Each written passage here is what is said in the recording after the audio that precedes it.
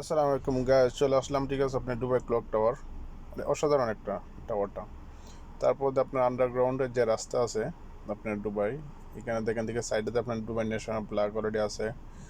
আর ভিতরে দেখেন কিছু কত অসাধারণ একটা জায়গা। ঠিক আছে, আপনার গাড়ি চালাইলে আপনি মনই চালিয়ে গাড়ি চালানোর মতন বিউটিফুল একটা জায়গা। আর আপনার শৃঙ্খলা অনেক সুন্দর দুবাই শহরের মধ্যে।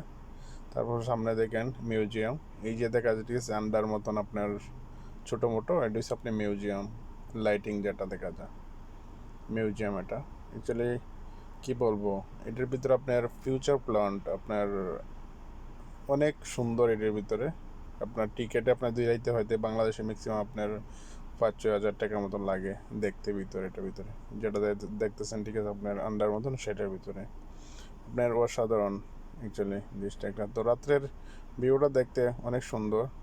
তো তাই একটা ভিডিও একটা বানাইলাম। দেখেন মেন রাস্তা, এটা এটা আপনার ব্রিজের কাছে আপনার লাইটিং করে রাখছে কত সুন্দর করে। অসাধারণ একটা ভিউ অ্যাকচুয়ালি। তো অনেক সুন্দর ভিডিওটা, তাই কারণে আপনার সাথে শেয়ার করলাম।